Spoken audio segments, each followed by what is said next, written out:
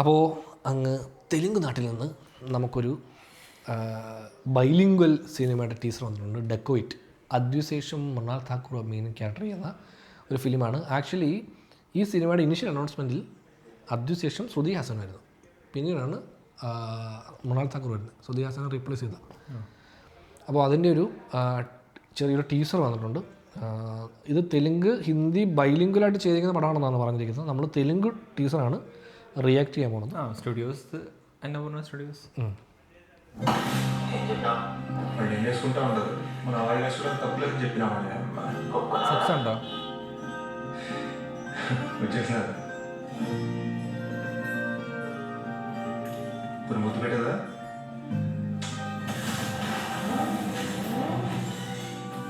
గూఢాచారి కృష్ణరావు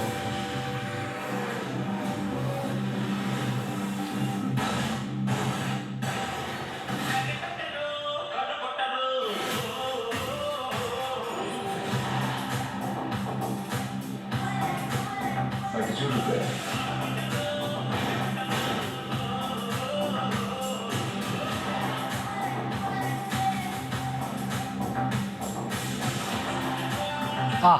ആരാ അത്? മലയാളിയായിട്ടാണോ?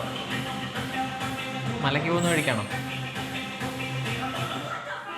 నీకు వచ్చి ఎప్పుడే వచ్చినాడు వచ్చినప్పుడే పోమంటా అన్నారు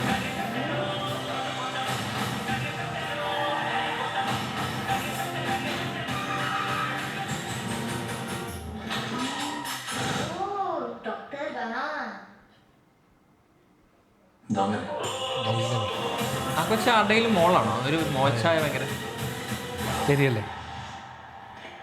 ആരുടെയും മോളായിരിക്കുമല്ലോ. ഷാനൽ ഡിയോ. മാർച്ച് 19. കൊള്ളാം, ഇഷ്ടപ്പെട്ടു, രസമുണ്ട്. എസ്പെഷ്യലി അവരുടെ സോങ് സെലക്ഷൻ.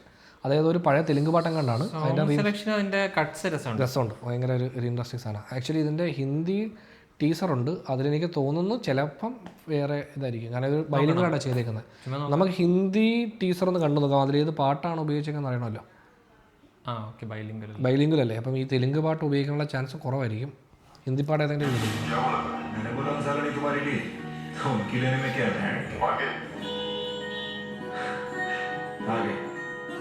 ഉത്തരം ദൂരമാണോ? നടന്നവിടെ എത്തണമല്ലേ?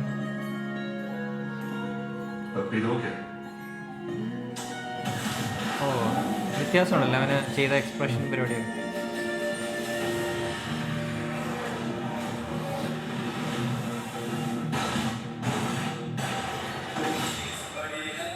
ഓ ചീസ് മടി, അത് കൊള്ളാം. ഓ, റീമിക്സ് സെയിം ടെമ്പോയിലാക്കിയിരിക്കും. ഓ, കോപ്പറേറ്റ് അടിക്കും, കോപ്പറേറ്റ്. മറ്റേ കിട്ടിയില്ലെങ്കിൽ ഇതിന് കിട്ടും ഉറപ്പായിട്ടും.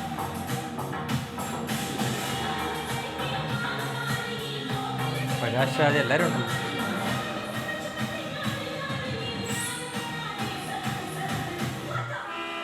बच्चों अभी है आप बोल रहे बच्चों चले जाओ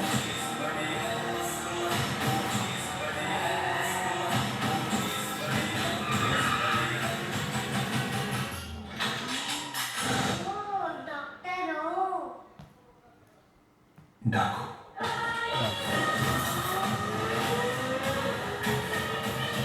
ഷോട്ട് നല്ല രസമുണ്ട്.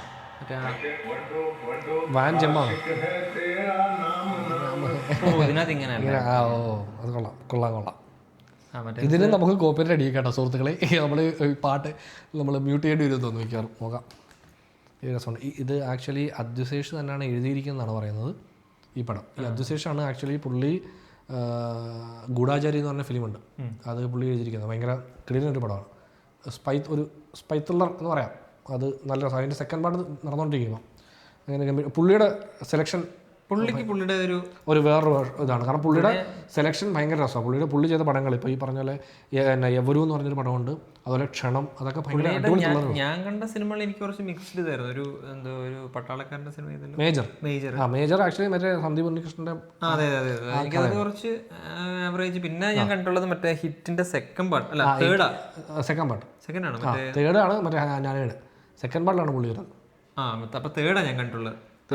ലാസ്റ്റ് പുള്ളി ഒരു ചെറിയ മാത്രമേ ഉള്ളൂ. വേറെ അങ്ങനെയൊന്നും കണ്ടിട്ടില്ല. എനിക്ക് ഗൂഢാചാരി ഭയങ്കര ഇഷ്ടപ്പെടും. അന്നന്ന് ഗൂഢാചാരി എനിക്ക് തോന്നുന്നു ഭയങ്കരമായിട്ട് ഹിറ്റായത്. ഈ കേരളത്തിൽ ഉൾപ്പെടെ കുറച്ചധികം ഫാൻസ് ഉണ്ട് ആ പടത്തിന്. കാര്യം അത് രസമുള്ളൊരു സിനിമയായത്. കാര്യം നമ്മൾ കാണുമ്പോൾ തെലുങ്ക് പടമായിട്ട് നമുക്കങ്ങനെ ഫീൽ ചെയ്യത്തില്ല. അതാണ് പുള്ളിയുടെ. ക്ഷണം എന്ന് പറഞ്ഞൊരു ത്രില്ലറുണ്ട്. എവരും ആക്ച്വലി ഇൻവിസിബിൾ ഗസ്റ്റ് എന്ന് പറഞ്ഞിട്ട് നമ്മുടെ ഒരു മെയിൻ ഒരു സ്പാനിഷ് ത്രില്ലർ പടമുണ്ട് നമ്മുടെ.